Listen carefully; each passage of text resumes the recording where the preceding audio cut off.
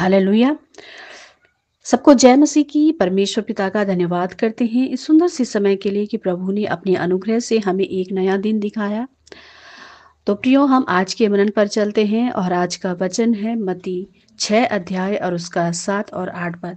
उसमें इस तरह से लिखा है, प्रार्थना करते समय अन्य जातियों के समान बक-बक ना करो, क्योंकि वे समझते हैं कि उनके बहुत बोलने से उनकी सुनी जाएगी। इसलिए तुम उनके समान ना बनो, क्योंकि तुम्हारा पिता तुम्हारे मांगने से पहले ही जानता है कि तुम्हारी क्या-क्या आवश्यकताएं हैं। हालेलुया। परमेश्वर पिता का धन्यवाद करते हैं सुंदर से वचन के लिए, और प्रभु हमें इस वचन को समझने के लिए मसीह यीशु की पहचान के द्वारा ज्ञान और प्रकाशन का आत्मा दे। हालेलुया। तो प्रियो, जैसा कि आपने लगातार जो है हमारे साथ मत्ती 5 अध्याय से सीखा है। अभी हम मत्ती 6 अध्याय पर अध्ययन कर रहे हैं, और इसी क्रम में हमने मत्ती 6 अध्याय का 5 और 6 पद हमने देखा था। उसमें इस तरह से लिखा था कि जब तू प्रार्थना करे तो कपटियों के समान ना करना, दिखावे की प्रार्थना, यानी आराधनालयों में, सड़कों में उन्हें अच्छा लगता है, सड़कों के मोड़ों पर उन्हें प्रार्थना अच्छा लगता है। प्रभु यीशु कहते हैं कि वो तो अपना प्रतिफल पा चुके। और 6 पद में कहते हैं, पर जब तू प्रार्थना करे तो कोठरी में जा, द्वार बंद कर, और तेरा पिता जो गुप्त में वो तुझे देखता है, वो तुझे गुप्त में प्रतिफल देगा। हालेलुया। पहली बात तो वो प्रार्थना के विषय में जो है ये सिखा रहे हैं। और दूसरी बात जो है, अक्सर लोग जो गलती पहली गलती तो ये करते हैं कि वो दिखावा करते हैं, और दूसरी गलती ये करते हैं कि वो सोचते हैं, जैसे कि आज का वचन है कि प्रार्थना करते समय अन्य जाति के समय बक बक ना करो, है ना, क्योंकि वे समझते हैं कि बहुत बोलने से सुनी जाएगी उनकी।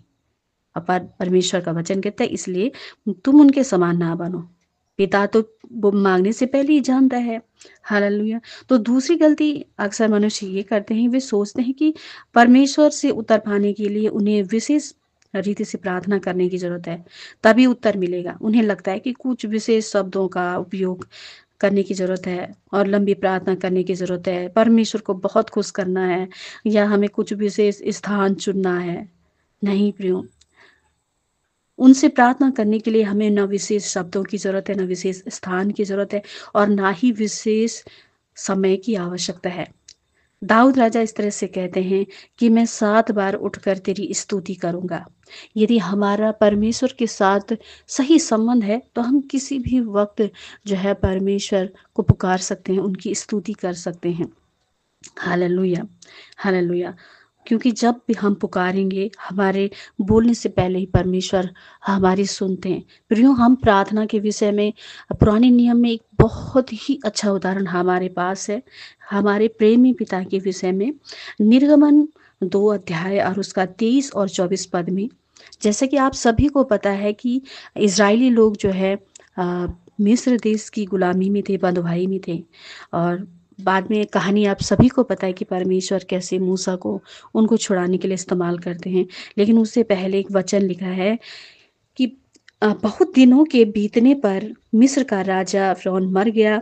इज़राइली कठिन सेवा के कारण लंबी-लंबी साँसें लेकर आहें भरने लगे और पुकार उठे, और उनकी दुहाई जो कठिन सेवा के कारण हुई थी परमेश्वर तक पहुँची। हालेलुया! उनकी दुहाई जो कठिन सेवा के कारण, क्योंकि मिस्र में जो है उन पर अत्याचार हो रहा था, और इस कठिन सेवा के कारण उनकी दुआई परमेश्वर तक पहुंची। जब परमेश्वर तक तो पहुंच गई उनकी दुआई, लेकिन 24 पद में लिखा है, परमेश्वर ने उनका करहाना सुनकर। हालेलुया! परमेश्वर ने क्या सुना? उनका करहाना। करहाना, वो दर्द में करा रहे थे, पीड़ा में थे, और परमेश्वर ने उनका करहाना सुना। हालेलुया! और सुनकर अपनी वाचा को उसने जो अब्राहम, इसहाक और याकूब के साथ बांधी थी, याद किया। हालेलुया! मात्र उनके करहाने से परमेश्वर ने वो याद किया, वो उस वाचा को। और लिखा है, और परमेश्वर ने इज़राइलियों पर दृष्टि करके उन पर चित्त लगाया। 25 पद में, जब परमेश्वर ने उनका करहाना सुना प्रियो, तो वचन कहता है कि उन्होंने इज़राइलियों पर दृष्टि की और उन पर चित्त लगाया। वो हम पर दृष्टि करते हैं, चित्त लगाते हैं। हम यहाँ पर ये देखते हैं कि क्या इज़राइलियों के पास कोई विशेष स्थान था? वो तो गुलामी में थे, परिश्रम करने थे। और जैसे वो परिश्रम करते, मुझे तो नहीं लगता कि उन्हें ऐसा कोई विशेष स्थान दिया जाता था।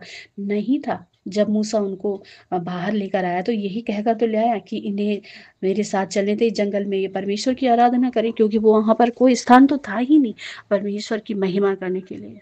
वहाँ पर उनको कोई समय था? नहीं। वो तो गुलामी में इतना ज़्यादा उनसे परिश्रम लिया जा रहा था कि उन्हें समय नहीं था। हालेलुया! क्या उन्होंने कोई विशेष शब्दों का प्रयोग किया प्रार्थना के लिए? कोई बक, बक, बक, बक की उन्होंने? नहीं, बाइबल बता रही उनका कराहना सुना परमेश्वर ने। हालेलुया! प्रियो, यदि आप मन की सच्चाई, खराई से परमेश्वर के सम्मुख बैठते हैं, आपके अंदर कोई दर्द है, पीड़ा है, परमेश्वर के पास बयां करते हैं, तो वो सुनते हैं। भजन संहिता कहता है, भजन संहिता में लिखा हुआ है कि टूटा हुआ मन उसे ग्रहण योग्य है। हालेलुया! मेरे कहने का मतलब है कि ज़्यादा बक बक करने से, ज़्यादा बोलने से, विशेष शब्दों का प्रयोग करने से, विशेष स्थान का प्रयोग करने से नहीं होता प्रियो। पिता जो गुप्त में है वो सुनता है। हालेलुया! परमेश्वर हमारी प्रार्थनाओं का उत्तर विशेष तौर पर देते हैं विश्वास के अनुसार, टूटे हृदय के अनुसार, सच्चाई के अनुसार। हालेलुया! बहुत बक बक करने से नहीं देते। हमें याद रखना है, यीशु मसीह के द्वारा हमारा मेल उनसे अर्थात परमेश्वर से हो गया प्रियो। वो हमारे बहुत ही अच्छे और प्रेमी पिता हैं। प्रभु यीशु मसीह गतसमनी के बगीचे में यूहन्ना 17 अध्याय में जब प्रार्थना करते हैं, यूहन्ना 17:11 में इस तरह से लिखा है, हे पवित्र पिता, अपने उस नाम से इनकी रक्षा कर। वो पवित्र पिता है। पिता के नाम में रक्षा है, पिता के नाम में जिम्मेदारी है, पिता के नाम में वो प्रेम है, सब कुछ। जब कोई पिता होता है तो वो अपने बच्चे की संपूर्ण जिम्मेदारी का भार उसके कंधों पर होता है। वैसे ही हमारे प्रेमी पिता के कंधों पर, उनके दाहिने हाथ में सब कुछ पूरा भार हमारा प्रियो। धन्य है यहोवा परमेश्वर जो प्रतिदिन हमारा बोझ उठाता है। हालेलुया! तो प्रियो, जिस तरह संसार में भी संसारिक माँ बाप अपने बच्चों का ध्यान रखते हैं, ख्याल रखते हैं, और प्रभु यीशु मसीह के शब्दों में अगर कहें मत्ती 7:11 में, तो उन्होंने साफ बोला है कि तुम तो बुरे होकर, अर्थात तुम बुरे होकर अपने बच्चों को अच्छी वस्तुएं देना जानते हो, तो तुम्हारा स्वर्गीय पिता अपने मांगने वाले को पवित्र आत्मा क्यों नहीं देगा? हालेलुया! अच्छी वस्तु क्यों नहीं देगा? हमें उसे मांगना है। हालेलुया! और इफिसियों 3:20 में तो और भी अच्छा प्रेरित पौलुस के द्वारा कहा गया है, अब जो ऐसा सामर्थी है कि हमारी विनती और समझ से कहीं अधिक काम कर सकता है।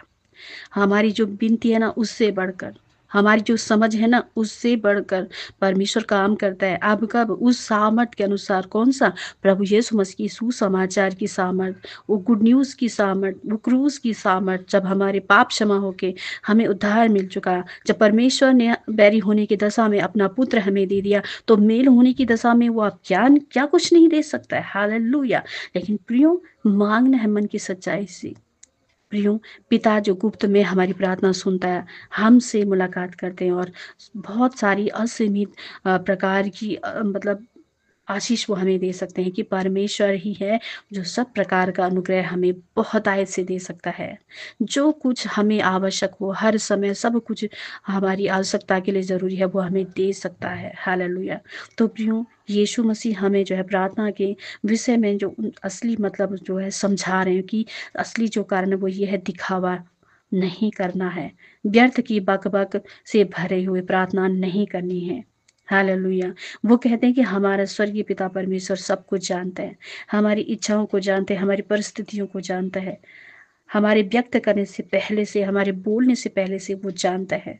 तो हमें बक-बक नहीं करना है, मन की सच्चाई, मन की खराई से आना है। पिता जो गुप्त में देखता है, उनके सामने गुप्त में बैठना है, तो वो हमारी विनती समझ से बढ़कर, परे होकर उस सामर्थ के अनुसार कार्य करते हैं जो हम में है। आमीन। तो परमेश्वर पिता आपको इस वचन के निमित्त ढेरों आशीष दे। God bless you. सबको जय मसीह की।